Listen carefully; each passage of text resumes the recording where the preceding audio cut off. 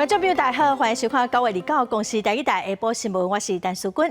新闻开始来看，咱国内今仔增加44665例本土病例，有53个人死亡，273个中重症。今仔日嘛是第一阶段边境开放的头一天哦。指挥中心针对入境检疫0+7有详细说明，咱做回来了解。本土病例数有44665位的疫情还是仍然在高原期，那当然会有一些的波动。今天有新增53例的死亡个案，其中有1例是青少年的个案，是一个18岁的男生，本身有这个先天性的心脏病，长期在家使用氧气，不过后续住院期间仍然因为下消化道出血等并发症，而在这个9月26号不幸过世。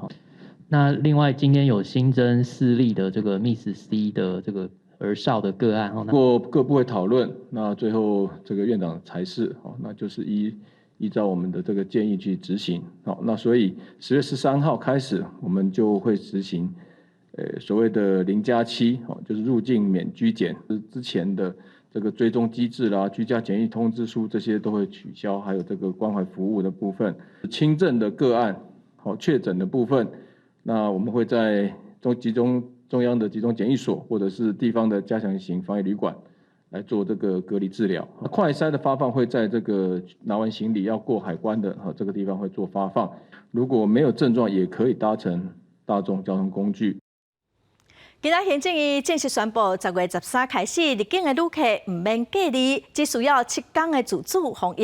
也毋过，某人烦恼讲边境开放，本土疫情恐惊会阁炭烧。也毋过，专家认为讲，国内民众自第3天疫苗的比例已经有72%了。就算有新的变种病毒，未来一日为着病本土病例，上济是应该未超过5万例。咱国边境开放第一阶段29摆是上路，行政院议会29也正式公布，第二阶段边境管制将于10月13开始实施，放宽入境旅客免隔离，改做7天自主防疫。10月13日起，将再扩大国境开放，正式实施入境免居隔0+7，每周入境人数15万人次，并开放非免签证国家入境，入境观光也取消禁团令。也毋过外界烦恼，国门拍开了后，新冠疫情可能会阁起来。对此有专家表示，要回归正常的生活，拢需要经过甲病毒共存的一段时间。好在在咱国民众第3剂疫苗注射率已经达到72%，就算是有新变种病毒入侵，未来单日确诊数上济就有5万多例。每一天的确诊数有时候增加到5万以上，也不是不可能发生的事情了。但是，大概我们不预期说它会在最近这段时间大幅上升。本土疫情依然是处伫高原期，有基层诊所医师发现，最近毋那是新冠确诊病人多，流感疫情也强要压起来。有一寡病人出现发烧、咳嗽等呼吸道症状，也毋过新冠快筛却是阴性。到诊所进行流感快筛，才定很阳性。新冠都筛检都阴性，我们也觉得它症状就是非常的像。那想说干脆把它筛检快筛哈，那快筛流感，就真的是 A 型流感。为了提升民众保护力，今年公费流感疫苗将于这礼拜6 10月1起分2阶段开始做。指挥中心强调，流感甲新冠疫苗会当同时注伫无同部位。另外 ，Novavax 疫苗也为这礼拜5 30开始做，佮开放12至17岁青少年注射。下礼拜1 10月13起是开放第2阶段对象。对加注莫德纳次世代疫苗，包括医师人员、禽流感部加技术员等边境防疫人员等4类人员，只要是等一期的疫苗，让12礼拜拢会当做。记者综合报道。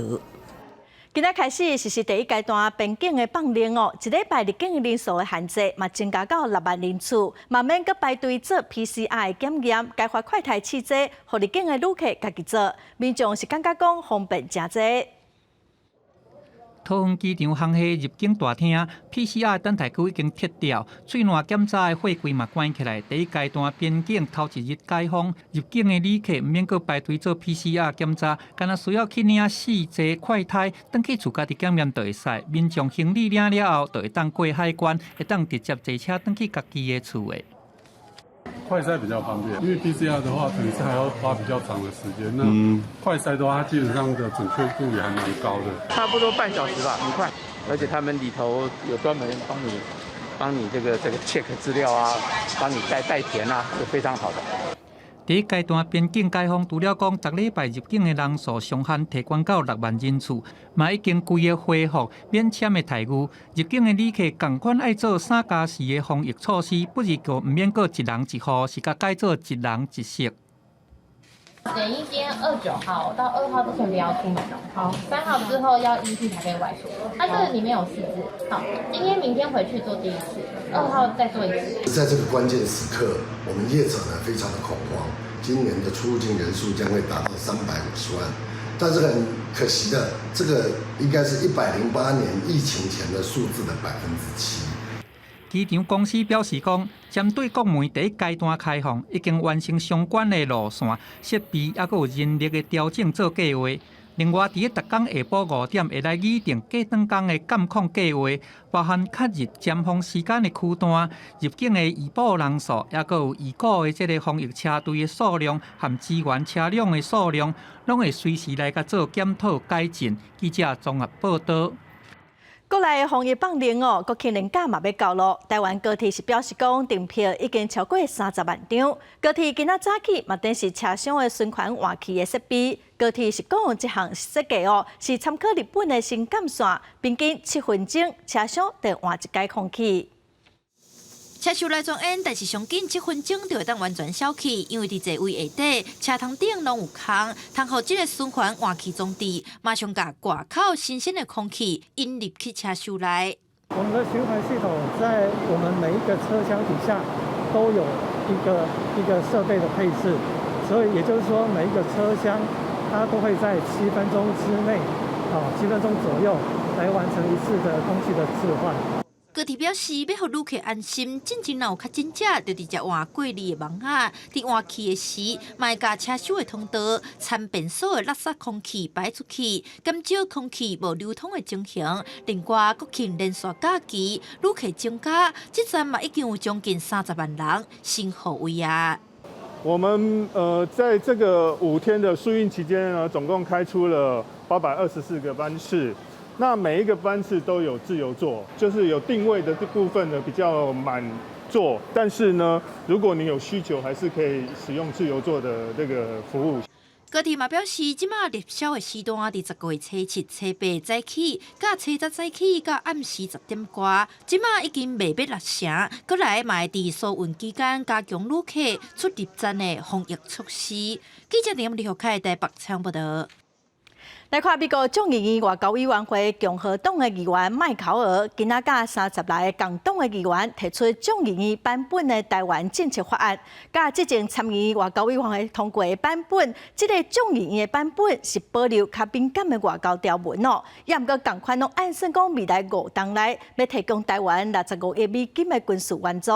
另外，美国副总统贺锦丽暂时谴责中国伫太平洋的作为，互人感觉真不安，嘛强调讲美国政府会继续深化甲台湾的非官方的关系。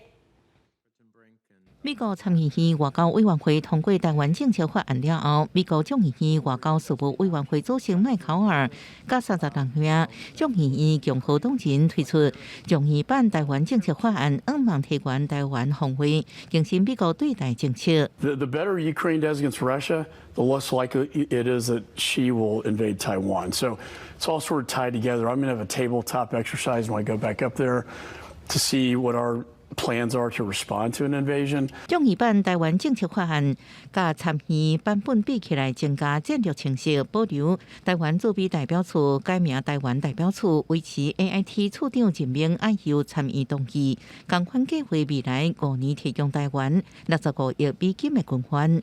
外交部我们会持续跟美国的国会还有美国的行政的部门来紧密的沟通，我们期待能够在这个会期持续争取到美国国会的友人以立法的行动来深化台湾跟美国友好的伙伴关系。参众两院版本拢讲到军援台湾，学者分析，这表示美国爱台湾先强化自卫能力，若无法度说服内部支持台湾。等于是他自己政府帮忙军火工业把一些东西给处理掉。那另外一个呢，就是说，既然免费送了这么多给台湾的话，那就是你台湾可能他期待当中，台湾自己的。台海局势提悬，美国副总统贺锦丽日内伫美国海军海外上大基地日本刑事号港内军舰发表讲话时阵，主要目标是对中国发声。We will continue to oppose any unilateral change to the status quo, and we will continue to support Taiwan's self-defense, consistent with our long-standing policy. 贺锦丽谴责中国伫太平洋互人不安的作为，佮宣示花会继续深化甲台湾的非官方关系。记者综合报道。来看国民党台北市议员参选人杨锡笃今仔早起对 NCC 的大门破油漆咯，警方已经甲伊带登去调查咯。NCC 表示遗憾，嘛谴责暴力，呼吁各界爱理性表达立场，嘛强调讲 NCC 正做一个独立机关，各项的裁决咯拢是依法来处理，并无立场。通信传播委员会大楼于6时50分遭波期，经派员到场查处。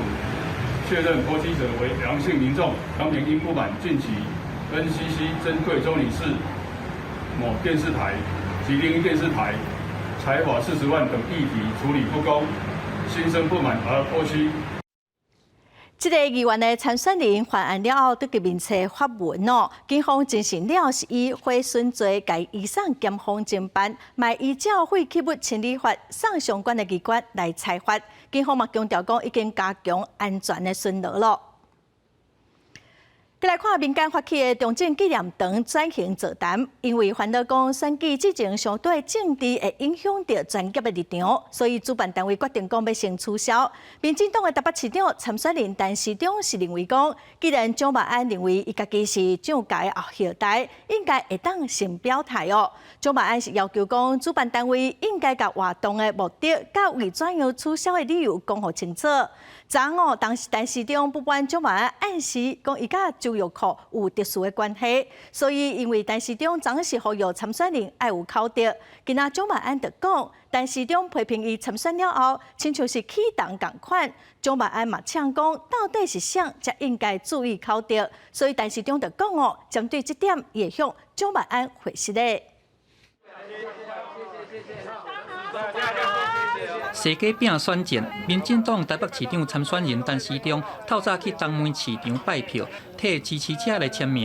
原本定伫10月初4要举办的中正纪念场转型的论坛，主办单位发布新闻稿表示讲，为着要避免政治化影响到活动的专业立场，决定讲要甲取消办理。因为他自己是有自诩这样的一个后人嘛，哈，也许中正纪念堂或相关的这些事物，当事人能够赶快表达一个态度，我想也是一个不错的方向。当时为什么要举办，以及现在为什么突然取消，主办单位要说明清楚。选战政策的对攻，拿力拢来拍出挺成物的议题。蒋万安伫个28早起来召开挺成物优先政策记者会，但市长嘛伫个暗时来提出挺成物的政见。好的政策没有专利，好的政策也欢迎大家来学。如果陈时中部长要拿枪跟着拜也很好。好，但是我的执行力觉得他绝对比他好。好的政策也没所谓拿枪对拜，只是不要去挂丢阿尾的贺了。觉得说我说他起党或什么，那没有口德，那我跟他致歉。但市长进一步来表示讲，好的政策，大家参选人拢会来提出来讲，刷落来就要看大家执行力，看啥人较有份买。也若无党籍的台北市长参选人黄珊珊，伊透早个来到含台北市长郭文哲去葫芦市启庙75周年的活动来参加，伊安尼较骨力走基层，要来有关选情。记者综合报道。最近台中有20几个区长向德阳内的口罩诈骗，今仔传出讲向台中市长罗秀燕、南投县长林明珍，嘛互诈骗集团用来做人头口罩，要向民众来借钱。警方一定会侦办咯，嘛呼吁民众唔通哄骗。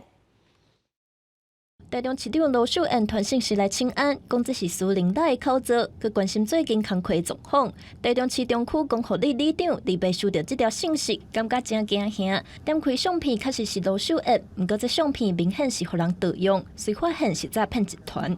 我就看那个大头贴啊，就蛮粗糙的，就是旁边还有边框啊，我直觉就觉得他是诈骗集团。然后我就回他一个问号，啊，他还跟我问最近工作怎么样，啊，我基本上我就觉得我也没理他了啦。市长跟每个里长都有赖的话，他基本上市政应该不用做了，他光忙我们这些里长的事情他就饱了。台中最近才发生21个区长互人盗用相片，申请来口罩，佮传讯是怪里长要借钱，想袂到即马连市长也互人盗用。罗秀燕表示已经报警追查，呼吁市民细腻，莫互人骗去。网络诈骗多哈，那我们呼吁市民朋友一定要提高警觉，小心上当哈。那当然我们已经报警了哈，那我们在追查当中。本局已经和刑事警察局联系，同时由刑大的科技侦查队、打诈中心成立专案小组，积极侦办中。针对类似的假冒机关首长、政府官员等案件，逐一清查溯源。另外，南投县长林明珍也有互人盗用来去诈骗的状况。目前台中甲南投的警方拢当咧侦办，警方嘛呼吁民众拄到人头口罩来诈骗，会当确实性也是电话当面查证，或者是开165甲110到协助。记者综合报道。来看中央银行的总裁杨金龙，因为之前伫立法院讲到外汇管制造成市场真紧张。今仔早起，杨金龙伫立法院备询，强调讲咱国的外汇存底嘛是搁真济，中央银行是有法度来应付外国资金撤离台湾。亲像之前1997年亚洲金融危机、2008年的全球金融危机，甲后来的欧债危机，中央银行拢有办法来应付哦。嘛强调讲，伫伊的任内绝对袂针对外汇管制。你要不要干脆白话文呐？在我任内不会啊。伫备询台顶悬公开承诺，任内未进行外汇管制，对市场信心发声。因为央行总裁杨金龙日前列席立法院议会答询的时阵，讲到必要时阵解除外汇管制，互台股淡薄。而到也到立法院财政委员会时阵强调，央行有充足能力引领资金退出。在这个时机点提起外汇管制，是不是总裁认为国内目前的金融状况已经达到1997年亚洲金融风暴的这个门槛？基本面还好。1997年的一个危机来衡量的话呢，2009年那更大，那个危机是全球性的。杨金龙表示，外资退出原因主要是两岸紧张关系，美国大幅度升利息，互短期外资退出1000亿美金，加上台股因甲美国联动这波，资金流出也影响。不过，无论是1997年亚洲金融危机，也是08年的全球金融甲欧债危机，央行拢采取春秋有效的货币政策甲外汇管理措施。我们的外汇存底足够，我们的外币流动性足够，还有再加上我们国人外币存款大约有2700亿，我们国人的的储蓄对外在国外的一个净资产呢将近有8000亿。如果说以这样的一个资源来讲，台湾呢应该是没有多大问题。杨金龙认为，美金大幅度升值，互新台票变淡，大水爱动也动袂牢。不过用疏导免用动的，日方都要照力施力，有时阵疏导的方式会比主动较好，会适度进场调节稳定市场。记者综合报道。目前电价审议会已经决定讲，10月份的电价暂时未起，国际燃料起价部分，台电爱家己先吸收哦。台电嘛强调讲，今年已经赔1500亿了，到年底应该爱赔到2000亿。有学者是认为讲，年底选举了后，明年4月份的电价一定会来反映燃料的成本哦。唔那工业用电会起，民生用电冇可能会起。台电举办创意设计活动，推广电力能源社会沟通。暗过进行杂志报道，批评台电强化电网润性建设计划开5645亿强化电网，虽然拢无要讲电力来源，这期钱无开伫应该开的所在。我们电源端开发计划花费的钱，事实上是比电网端远远更多的。台中电厂、那个新达电厂、通霄电厂等等都在建设当中，所以它的量体事实上是非常的大的。台电表示，电源开发计划继续进行，到时金额更较大。5645亿强化电网润性建设计划已经规划执行中的，差不多是3761亿，剩1884亿，需要另编专案计划来执行。不过，能源学者这期国际燃料继续欠悬，不过10月电价煞无要起，大选了后，明年4月恐惊面临起电价压力。上工业用电的话是行不通的，民生用电还有包括服务业的用电也都会有涨价的压力的，事业调整的压力很大。目前的亏损是已经到了1500亿左右了哈，那后续这一段时间再加上去，预估应该会推到2000亿的这个规模。学者表示，通货膨胀甲俄乌战争的冲击，国际燃料价格短期内恐惊是会起未落。明年若是无起电价，台电了钱恐惊会继续扩大。记者综合报道。国家通信传播委员会 NCC 今仔将对台湾大哥大并购台湾之称来举行听证会哦。最近电信业者将对黄金频谱超标的议题是拢有真侪意见。大哥大今仔早起就表示讲，频谱是公共财，那所以部分的频谱互回收，消费者的权益会受到损害。也毋过，中华电信甲远传电信是认为讲，大哥大应该爱甲假的频谱交还予政府，重新来分配资源，安尼才公平。我们的合并的营收也是3家最少的。换言之，这是一个老三当自强的故事哦。点出老三的当自强，台湾大哥大要合并台湾之称 ，NCC 伫2号召开听证会。台湾之星自4G 开台以来，累计亏损高达324亿元，净负债264亿元。在5家业者的电信产业，1/3的频谱上限是促进竞争；在3家业者的电信产业，1/3的频谱上限就变成了齐头式平等。台湾大哥大认为，整并了后，虽然频谱有增加，不过也是3间业者中上少的，应该爱以促进竞争的角度思考。不过整并了后产生的频谱超标，犹原是主要攻防议题。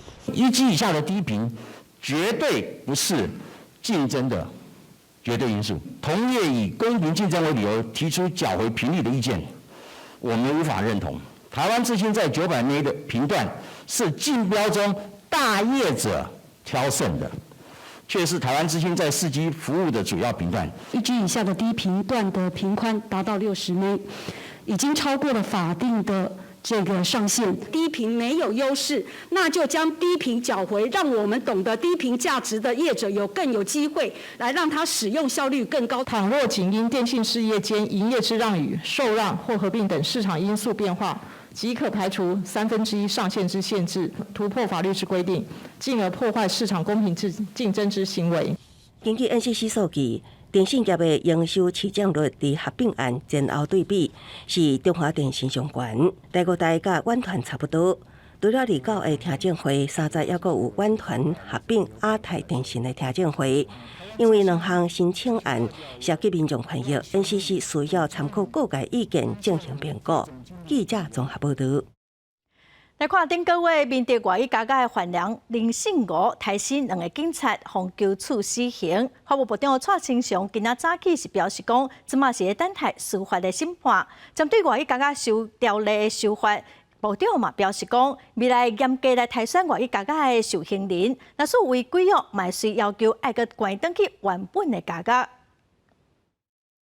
台南杀警案引起社会关心，人犯逃脱，也阁有环境用枪的司机。台南地检署伫进行起诉凶犯林信吾，甲法院求死刑。法务部长蔡清祥伫29到立法院做专题报告，嘛有做出回应。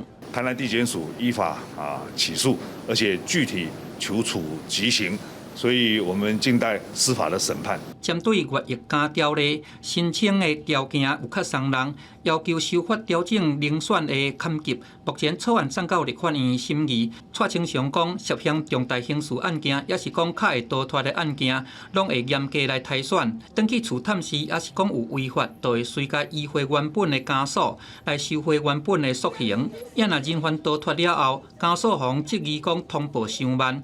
业政系统新增加通报的功能，除了登报予高政署，警政系统资料嘛会来掌握这的资料，提供警员随时来做追查人犯。只要脱逃，马上半个小时之内，就可以把将相关的矫正的这个系统里面的资料，还有相片等等传送到这个平台上，再整个的来处理目前。规台湾有38个死刑犯，其中有3个是杀警的死犯，拢全数来申请释宪。立委不满讲，这个人因透过一直来提出司法的救济，因想要来延迟死刑。咧质问蔡清祥讲，这安尼敢有合理？死刑犯还在靠我们纳税人来养他，这个合理吗？您觉得呢？不合理。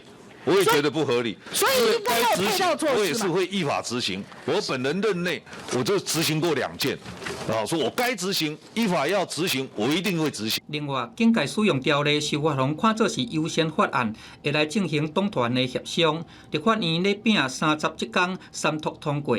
立委认为讲，除了支持基层的员警大胆来用枪，员警若是因为因公告诉，法院审理的时阵爱来参考内政部的调查报告。对这件代志，蔡清祥有因讲会尽量来说服法院。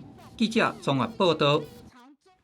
面对外语家教又过出包，有一个受刑人这个月登去厝邻探亲哦，因为文件写的日期是8月13，警方临检哦，也准讲又过是一个落跑的犯人，也毋过后来家教方面是表示讲是因日期拍了毋对。台南面对外监一透早甲平常同款，准备互家属排队入去监所来看收容人。不过最近有民众向媒体来投诉，外监甲出监等于厝探亲的受刑人，证明书的日期写毋对，明明是9月，但是核准等于厝探亲的时间煞是8月13到8月15，明显是无符合。互警方查一点认为，如果是逃走出来的犯人。那我认为说，在监所管理这点上面呢，我认为矫正署必须要严正的看待。已经接二连三发生这样的事情，很明显就是有螺丝松了的情况。真正无得相信啊，伤害嘛，因为外间的管理应该是会比军中比校更加严格。然后既然月份唔对，日子也唔对，既然可以当放行，可以当出来。经过打电话向监所来确认，才发现是拍唔到日期。互台南的民众直直讲，监所的螺丝是松去，因为顶个月面对外监拄啊发生人性的犯人，逃亡期间杀死2名警察身亡，震惊社会。现在又搁出包，29号一透早，嘛成为立法院关注焦点。他是用打字的，但是他的缓加日期时间点是看着电脑打字，还是看着什么打字？打字还会打成错误。对啊，这个就是我们在9月20号当天，他们就有会不会你们矫正署有系统性的问题了？还是最后要推一个人出来背锅而已？的确是那个时间点，他是有准许他探视的。那我有对那个疏失的同仁已经有做出处分了。我会加强这个注意这方面。监所是强调，这批出监探亲的受刑人大约有200多名，其中敢有1名出现日期唔对，嘛新人出现行前的疏失，后续会搁再检讨改进，并且做出处罚。同时，嘛会提醒受刑人再次确认，避免同款的代志再发生。记者郑云台报道。各地头的眷村哦，大部分都已经登记了。高雄左营合群新村哦，有一对兄弟仔嘛已经甲军方拍几啊档的官司了，要来争取因的权益。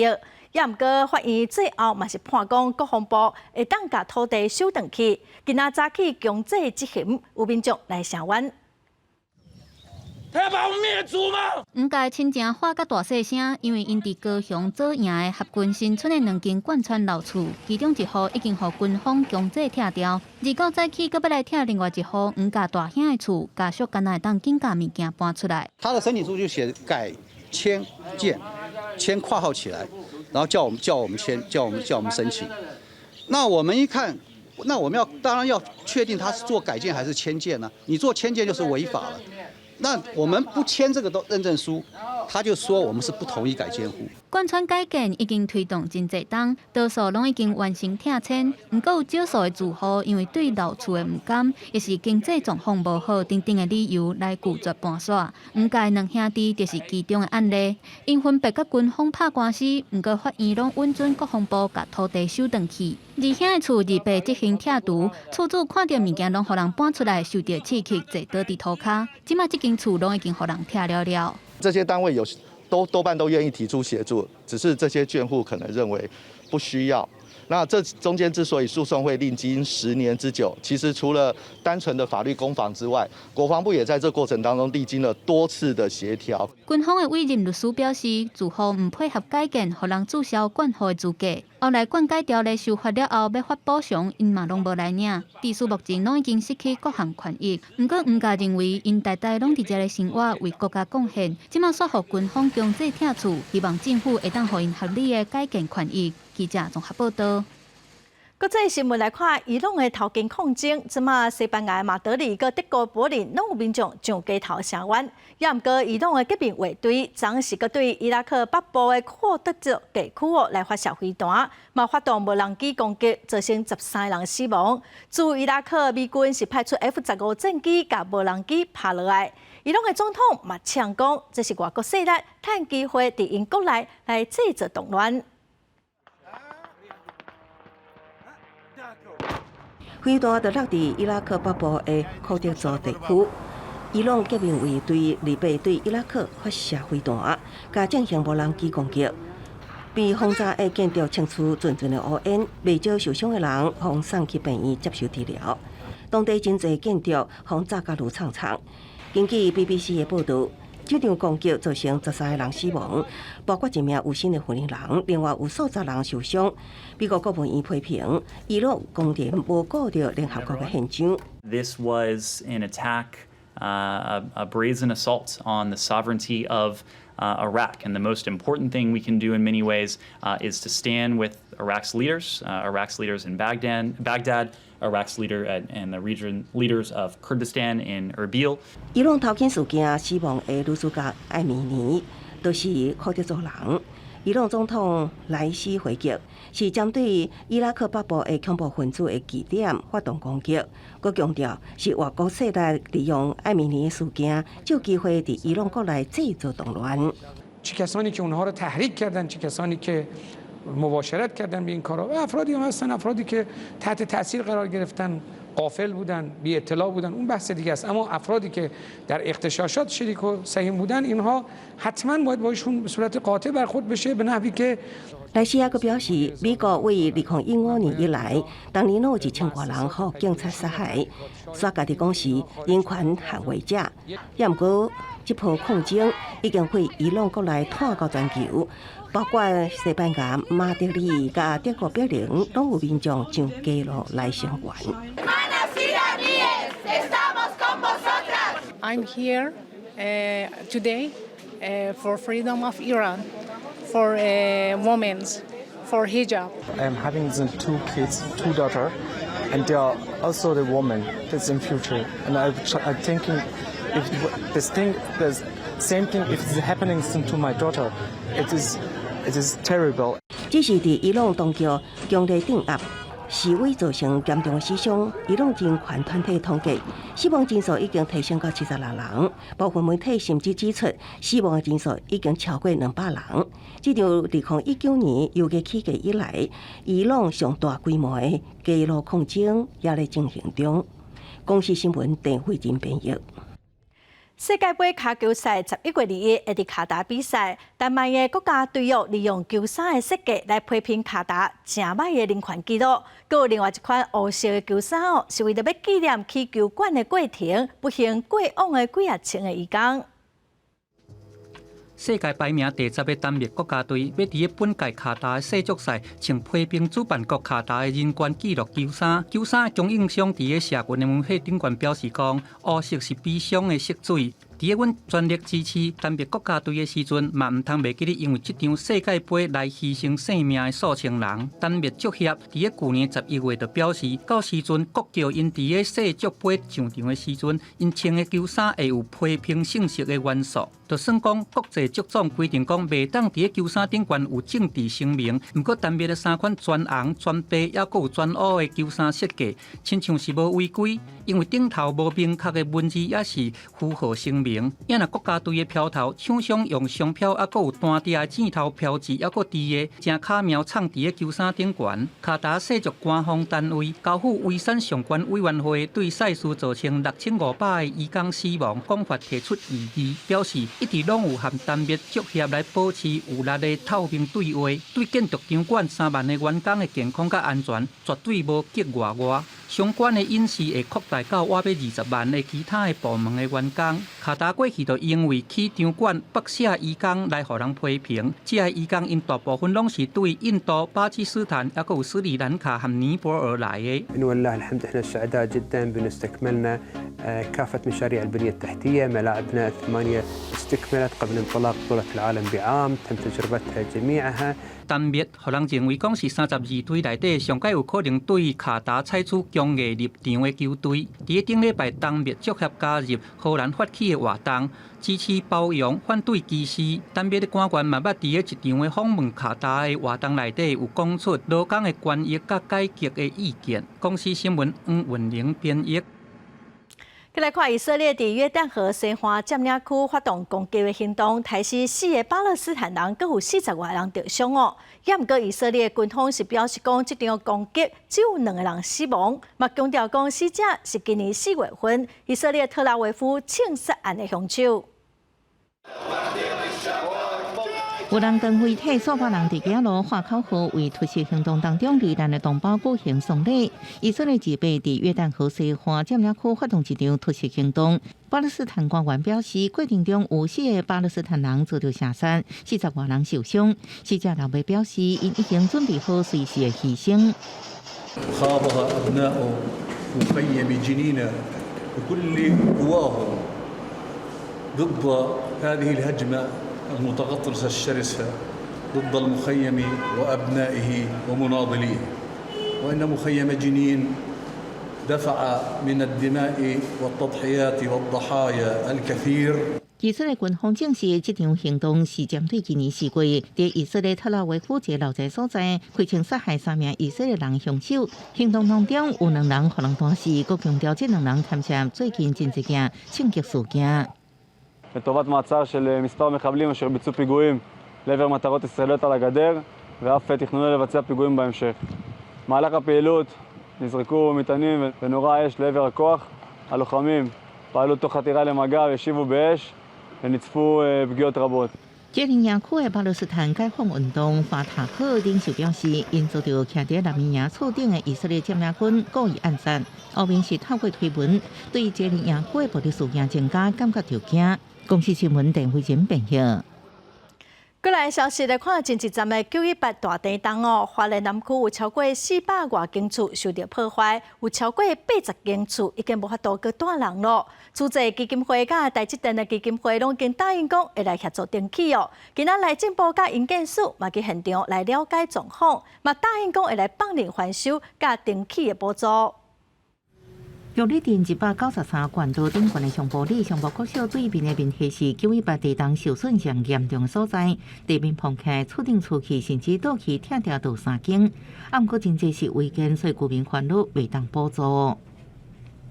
家家户户啦，只要有损坏的话，也不是说希望都全额啦，多少帮忙一下这样子。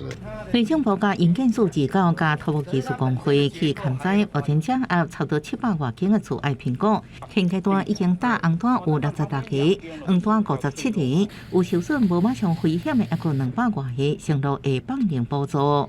从紧急勘灾到耐震出品，一户要花大概15000块。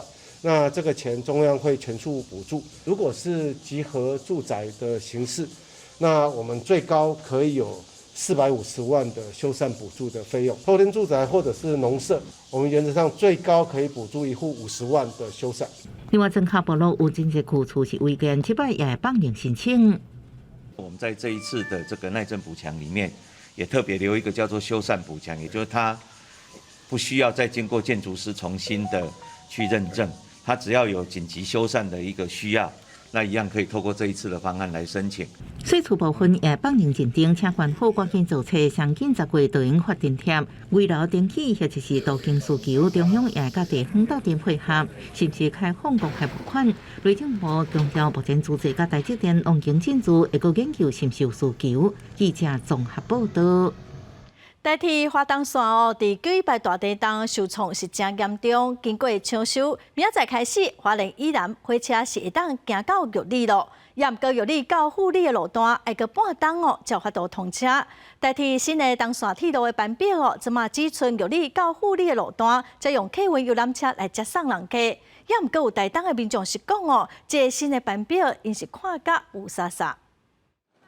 为台东火车站开出往花莲的公路直达车，伫东线铁路中段期间变成台东民众往来花莲到台北的主要交通工具。也毋过一抓到花莲，爱比原本坐火车2点钟就到的时间加出1点半钟，也毋过也是有民众选择去坐。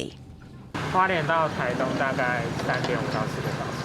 台铁宣布，因为3闸铁路抢通到玉里、花东之间的公路列车都被取消，花莲到玉里依照台铁的正常班表开出各级对付列车，也毋过要往南到台东，需要伫玉里站改坐客运转接车到富里站，搁坐每半点钟一班的区间车到台东。那台东往北部是爱伫富里站转客运转接车到玉里站，搁转坐自强号以上的对付列车上北。今嘛班表一出来，民众也是看无三万。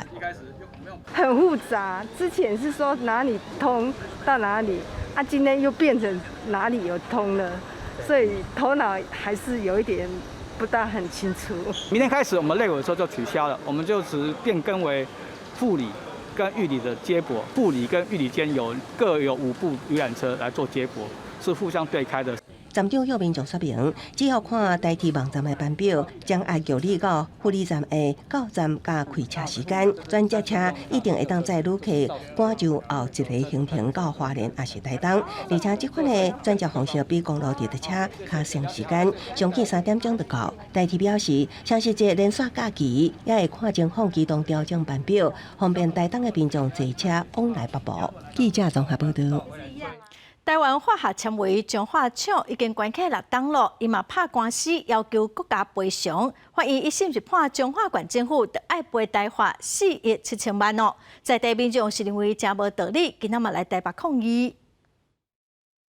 雾雾的天顶透蓝酸酸臭臭的气味，袂少彰化人对故乡有这款的记忆。台化彰化厂虽然已经关6档啊，毋过即马煞徛空讲当初是政府无放即照，互因不得已收起来，所以拍官司要甲政府提补偿。彰化环境保护联盟讲，台化是刁工的。台化是故意让许可证卡关，台化是故意用这种方式处理，让彰化县环保局成为代罪羔羊、替死鬼。关厂的理由，他就是用彰化县环保局。让他关厂。官司继续咧拍，法院一审判决，讲彰化县政府爱赔台化4亿7千万。议员讲真无道理，因为台化会当关厂，应该爱甲看作是一个停损点。我认为这个应该叫一个停损啊，是台化自行的停损，可是却借由判决的方式、诉愿方式，要来要求彰化县政府赔偿4.7亿的这个天价，我们彰化市民会开始关注你的诉讼怎么打，然后我很恳求，拜托我们的法官跟检察官要明察秋毫，真正的守护人民的健康。他赚了钱，然后他自己关厂，还要叫我们赔钱给他，我觉得合理吗？伫彰化运作50档的台化，6档前收起来。地方统计讲，空气当中的 PM2.5确实有减少。认为既然代志为好的方向去发展，台化就无应该伫这个时阵提出要政府来补偿。撤回国赔诉讼，撤回国赔诉讼，善尽企业责任，善尽企业责任。针对彰化环保联盟的讲法，台化彰化厂表示无要做回应。记者麦上英总派文台北报道。为了鼓励妈妈饲母乳哦，政府是规定讲，配方牛奶粉的业者会当做广告，嘛袂使公开伫网络顶头来卖。也毋过，今仔有妇女团体就呼吁讲，对一寡饲母乳有困难、无用，又更毋是住伫都市的家长，要买牛奶粉哦是真袂方便，所以呼吁讲应该赶紧开放。为什么我们台湾的这个妈妈或是爸爸们不能在网络上买到奶粉，没有办法网购啊？我想这个跟我们的这个政策有很大的一个关系啊。9月有人伫咧公共政策网络参与平台提案，希望开放配方奶会当伫网络顶关卖，因为若工课较无用的、带较偏僻的网络买较方便。立到台湾女人连线甲立委王婉如召开记者会，讲出这个爸母的心声。不论是选择母乳或是配方奶，我认为都不应该。因为它不是为全母乳而贴上一个它不够好、不是好爸爸或好妈妈的形象，而是都应该提供他们一个更加简单轻松的育儿可能性。因为鼓励妈妈饲母乳，加上避免幼婴食到无健康的配方奶，政府规定配方奶袂使广告。不过，这款规定煞互配方奶业者完全无法度伫网络公开因的产品资讯，爸母干那会当一间一间走药局，比较无共牌子的牛奶粉。因为网络世界的发达有时候网络上所刊登的网购平台所刊登的资讯跟广告，其实有时候是很难以去界定的，所以就会落到我们广告及促销的限制范围内。面对民众的提案，市药署表示，会伫无影响到推广母乳甲确定业者是有经过查验登记的情形之下，进一步建议开放网络买卖可能。记者林世豪、谢桂林台北报道。来看一款意大利品种的葡萄，无人甲伊合作黄金葡萄，也是白葡萄哦。你伫台湾哦是较侪人去种，也毋过因为有一种真特殊的芳气，佮袂少人真介意哦。伫台中的石冈，就有农民种这款意大利的葡萄，有已经几10担咯，但当哦拢还袂大出，就拢互人客煮闻了了咯。塞一台车行入果真园，甲黄金葡萄一拍一拍加落来，动作看起来真熟手。农民刘金燕已经累积30多年的经验，有家己的管理方式。伫伊的田里生出来葡萄，逐粒看起来拢介巴甜，芳气嘛有够。好几年了，也搞不成了，失败就是成功之母了哈。一年，慢慢学习，才学习到现在啊。意大利葡萄啊，它的特色它的特色就是有一个香味。咱平常较常食的巨峰葡萄是叫仔色，青金金的意大利葡萄，搁号做黄金葡萄、白葡萄。毋若色水声目，食起来搁有一种真特别的麝香气味。毋过这葡萄惊淡也惊热，照顾起来是真无简单，就爱包2层落架，顶管站防雨水，下骹站是避免予虫咬。今年的气候采收这个阶段。比较没有西北雨，是最适合我这个意大利采收时间的，所以今年我那个品质最好，甜度最高。一拍葡萄若生伤侪粒，目睭皱，果子颠倒袂大粒，所以就爱甲割出来加掉。农民表示，一拍葡萄60粒是上好的，有时阵若较高细，一盘葡萄拢得爱加掉，才有空间成长。农民用心照顾，拼出好名声。这意大利葡萄的好滋味，嘛是真侪人客当年拢来交关。记者综合报道。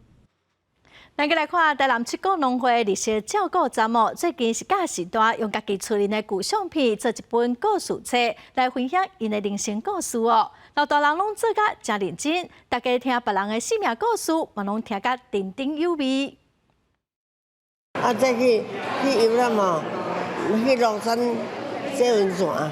一个阿嬷手提几台相片，来讲伊较早去游览趣味的代志。这是台南七股区农会绿色照顾站的课程，老师请这的时代，载家己影过相片，来甲大家分享因的故事。我觉得这是非常好的一个生命教育我们在学的是成人学习模式里面最好的是互动。那我们今天呢，我们一直跟他讲啊，你跟我讲故事他。我有什么故事？我零星的安内嘛。可是他如果拿出照片出来，我以前去过韩国，我怎么不知道？照片太久没有拿出来了，所以把记忆的钥匙帮他打开，同时也在促进他脑部的活络。老师带这个会人，把相片一张一张搭起来，伫边仔画图，用因的相片做一本册，讲出属于家己人生的故事。每一个学员拢真认真咧参与。看到遮个旧相片，怀念较早生活踏踏地地，互大家拢感觉真欢喜。感觉足好个啊，因为安那恁知影，因这拢是咱收藏起来的，啊可是哦，咱拢毋捌摕出来你甲看，很少啦。啊，真甲摕起来看，哇，有够好个，有这个课程哦，我上欢喜啊。啊，来回味吼以前的事安尼啦吼。台湾农村人力老化情形是真严重。农委会成立绿色照顾站，办课程甲活动，招遮个老大人做伙来参与，毋但会当吸收新的知识，嘛会当减少侪伙人认知退化的情形。记者综合报道。来看今年的国庆典礼哦，有3间大学青年服务队会来接待贵宾，其中民团大学嘛已经是连续38天，逐档拢有派队来服务。因为疫情的关系哦，前几档是拢无外国学生，今年又有外国学生来参加。骑停停向前行，民团大厦青年服务队展现逐礼拜2到3届，大概练习2点钟的成果。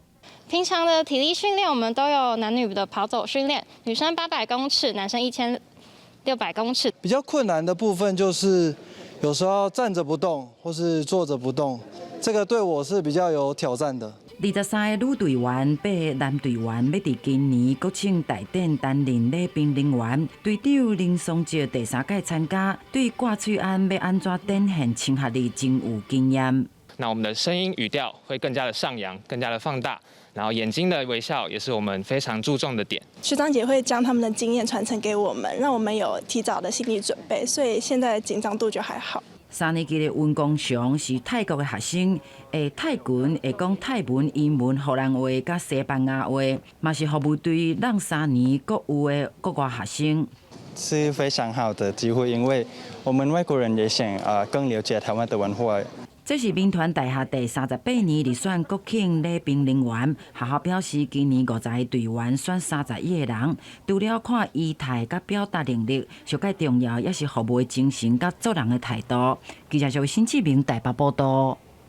来看北欧瑞典的自选学校哦，是全世界公办民营自学制度的先摆。30档来，嘛已经有1/5的瑞典中式学生哦，拢是伫这款的自选学校的读册。也毋过，这套用企业模式经营的学校，却愈办愈糟践哦，教学品质嘛愈来愈歹。有的学校就设伫办公大楼内底，要运动无运动亭，敢来当去附近的蒙阿堡行行的。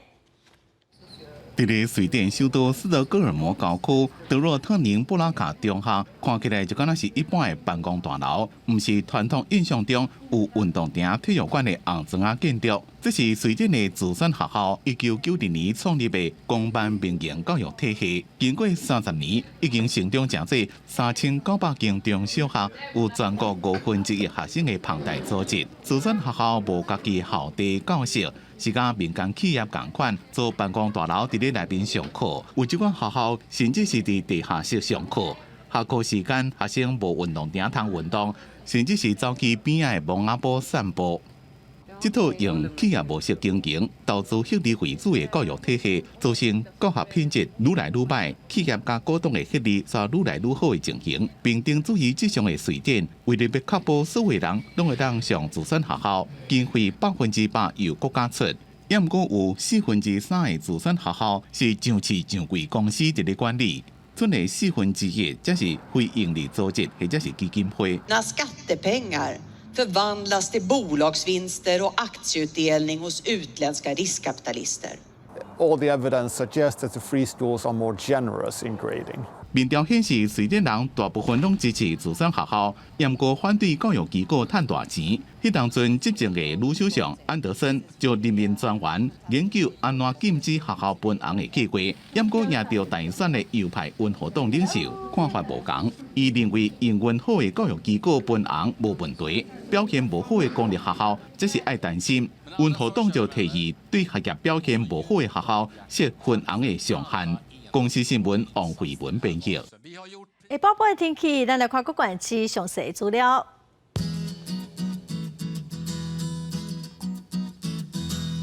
北部地区上低27度，上悬35度；中部地区上低29度，上悬35度；南部地区上低29度，上悬34度。东部地区上低27度，上悬31度。外岛地区上低27度，上悬32度。再来看未来3天的天气。